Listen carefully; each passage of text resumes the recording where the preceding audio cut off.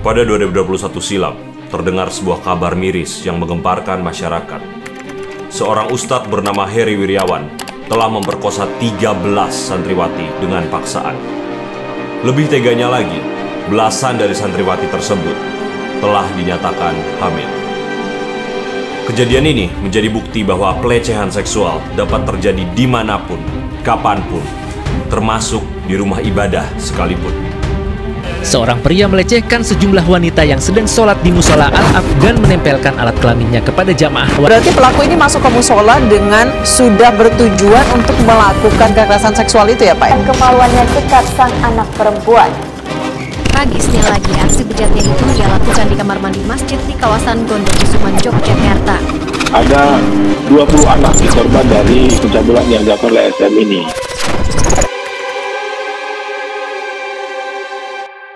Kasus serupa pun tak hanya terjadi sekali. Kejadian yang telah menjadi fenomena yang terus berulang terjadi. Kami pun menemui seorang penyintas yang bersedia untuk mengungkap masa lalunya akan kejadian buruk yang telah ia alami. Kakak, bagaimana cerita tentang pengalaman pernah mengalami kekerasan seksual seperti itu? Boleh diceritakan ke kita? Oke, pertama itu kejadian yang pertama kali itu aku udah ngalamin dua. Yang pertama kali itu aku ngalamin pas aku masih kelas 7. Kira-kira aku umur 12 sih. Iya, aku baru masuk kelas 7, aku umur 12 tahun. Dan itu kejadiannya di gereja. Nah, saat itu tangan aku lagi penuh. Nah, si pelaku ini dari belakang tiba-tiba ngerengkuh aku tuh kayak gini gitu. Dari area pinggul ke bawah diginiin gitu. Saat itu aku nggak tahu, bahkan aku nggak tahu yang namanya pelecehan seksual saat itu. Aku cuma kaget aja. Dan hal yang sama, situasi yang sama terus terjadi lumayan berulang gitu, kayak setiap minggu sore lah gitu, karena aku tugasnya minggu sore. Satu kali pas dia lagi begitu, dia kira-kira kayak lagi nyelipin tangannya di daerah sini gitu, diginiin gitu kayak halo gitu, pura-pura ramah tapi sambil raba-raba lah gitu. Ternyata satu senior aku yang tugas sama aku tuh, dia lihat, terus dia kaget, dia langsung tarik aku pergi gitu. Terus dia tanya sama aku, kamu tahu nggak kamu diapain gitu? Terus aku bilang, aku nggak tahu gitu. Itu namanya pelecehan seksual ya, lain kali kalau digituin kamu lari gitu, kamu ngomong. Udah nggak cuma aku doang yang digituin, sebelumnya udah ada lagi gitu. Cuma selama ini orang-orang diem. 2 minggu setelah kejadian, dia nggak pernah datang lagi ke gereja itu.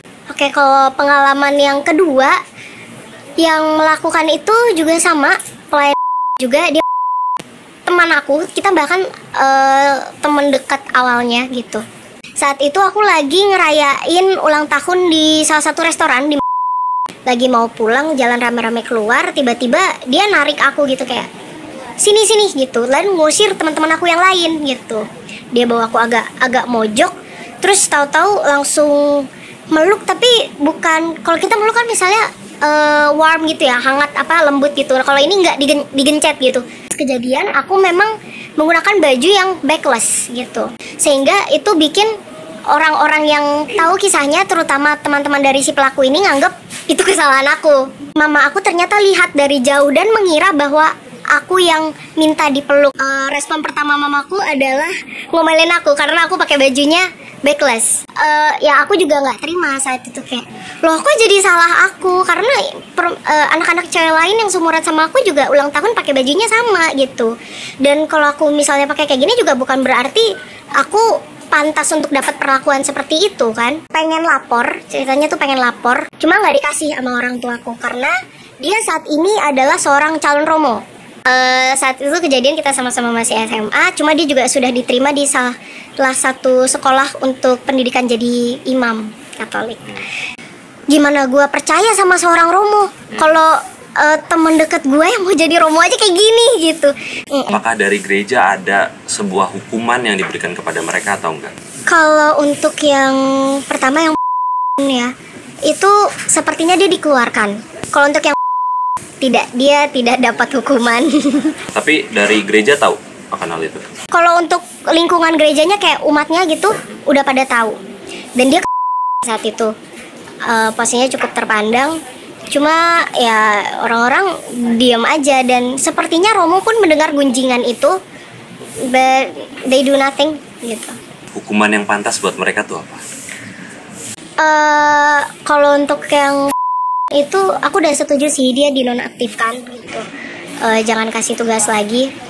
Kalau untuk temanku itu seharusnya nggak jadi calon imam, seharusnya dia nggak boleh masuk namanya sekolah untuk membina calon imam tuh.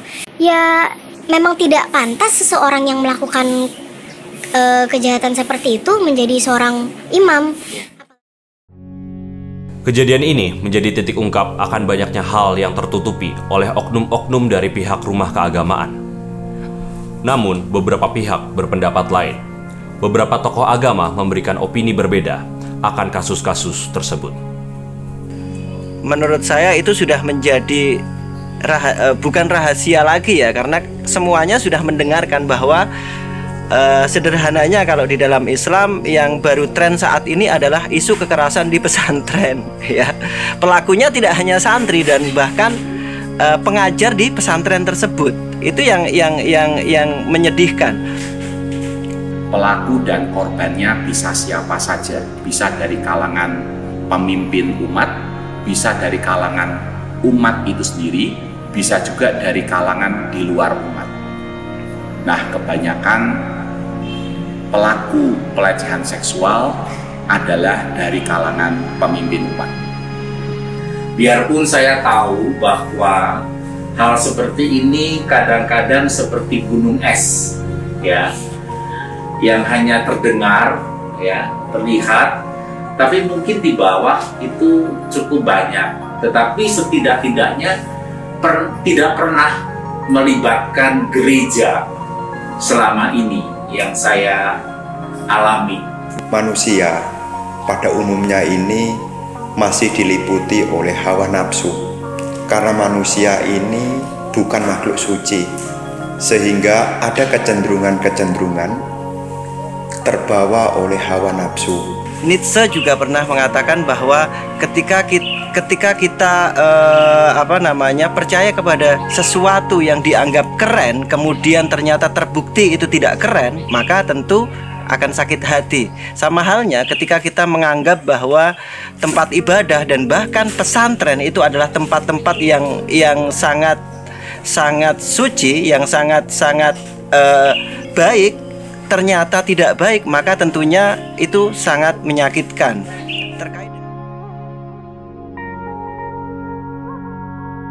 Apakah memang di Indonesia ini ada? Tetapi hampir sebagian besar menjawab bahwa ya boleh dikatakan kecil ya, bukannya disembunyikan tetapi memang tidak terangkat ke permukaan. Hanya terdengar selentingan tapi ya kemudian lewat begitu saja. Sayangnya banyak kasus pelecehan seksual yang terjadi di tempat ibadah tidak diselesaikan atau ditangani secara utuh. Bahkan tidak sedikit kasus yang disembunyikan atau diabaikan oleh para pemimpin gereja. Sehingga bukan saja korban dirugikan karena diperlakukan secara tidak adil, martabatnya diinjak-injak, tapi sikap seperti itu bisa berbahaya bagi umat lainnya karena bisa memunculkan korban-korban berikutnya. Saya yakin pada zaman sekarang dunia informasi tidak terbendung lagi. Apapun yang terjadi dalam institusi gereja atau keagamaan, mau ditutupin kayak apapun, pasti nggak terbendung. Ya, jadi justru pada dasarnya kita malah ya sudahlah terbuka saja apa yang terjadi. Toh mau tidak mau, kalau kita mau sembunyikan sekalipun, itu malah akan dibully juga kita. Kasus pelecehan seksual yang terjadi di tempat ibadah termasuk di gereja, termasuk ke dalam pelanggaran hak asasi manusia. Karena itu, kasus-kasus seperti ini, penyelesaian dan penanganannya selayaknya utuh, baik menurut hukum agama, dalam hal ini tata kelola gereja, maupun menurut hukum positif negara. Dirajam sampai meninggal, itu kan menurut saya luar biasa ya kalau kita merujuk kepada hukum Islam. Akan tetapi hukum positif di Indonesia itu kan lebih manusiawi menurut saya ya, karena ya memang sesuai untuk di sini. Agama harus menyesuaikan dengan budaya yang ada.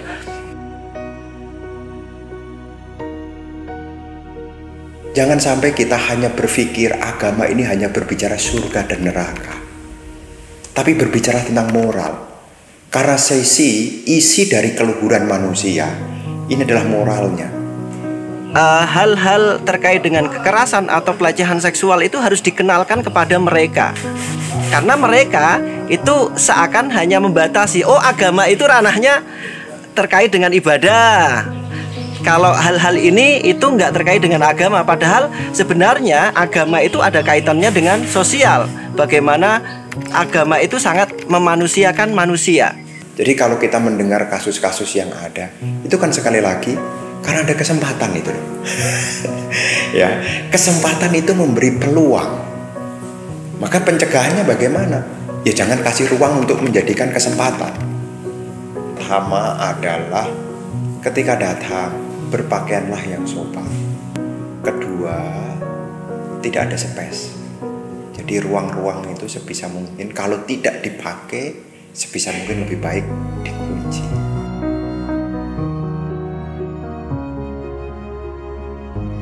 Pemimpin agama harus waspada. Jangan berpikir bahwa kasus pelecehan seksual tidak akan terjadi di tempat saya. Kalau itu bisa terjadi di tempat ibadah lain, itu juga bisa terjadi di tempat ibadah manapun, termasuk di tempat ibadah saya. Dan pentingnya memberi CCTV. Zaman sekarang ini, cobalah rumah ibadah berilah CCTV. Dan itu sebagai pencegahan, sebagai institusi, itu aman. Terkait dengan adanya CCTV itu kan, CCTV itu sebenarnya kan cara untuk pencegahan agar tidak terjadi. Maka disitulah sebenarnya bukti bahwa saat ini kita semuanya itu krisis moral. Karena harus diawasi gitu loh. Kalau dulu kan enggak gitu kan, enggak ada. Pada dasarnya, peristiwa ini merupakan bukti nyata akan krisis moral yang terjadi di masyarakat. Krisis moral yang menjangkiti masyarakat bagai penyakit sosial. Arah kamera, Pak. Badannya ke kamera. Itu kameranya, Wan. Action, siap, gerak. Menurut saya kekerasan dalam rumah ibadah itu sebenarnya nggak setuju saya juga. Soalnya mencakup merusak semua umat. Kalau bisa ya dihukum, siapa pelakunya, siapa provokatornya. Harus ditindak cara hukum apa gimana kan? Berdosa kalau di tempat ibadah berbuat jahat kan? Harus ada pembatasan itu kalau di tempat peribadatan itu harus sop. Laki-laki sama perempuan harus ada batas di tengahnya, bukan di depan sama belakang. Harus menata ulang lagi lah itunya, peraturan itunya, jangan dicampur aduk ininya gitu. Sebenarnya sih dari diri sendiri aja dulu ya, orangnya tuh pikirannya normal apa enggak. Kalau misalkan kayak cowok kadang kan dia dari kecil tuh tentang kehidupan seksual yang lebih awal, lebih dini dari sekolah-sekolah mungkin kalau dari institusi harus lebih tegas sih. Maksudnya kalau emang orang yang bener-bener melakukan pelecehan tuh harus ada tindakan tegas, kayak mungkin dikebiri, itu lebih baik sih. Harus ada perubahan secara positif untuk mengobati penyakit ini. Sebuah moral untuk masyarakat yang seharusnya bermoral, dan sebuah rasa kemanusiaan untuk manusia itu sendiri.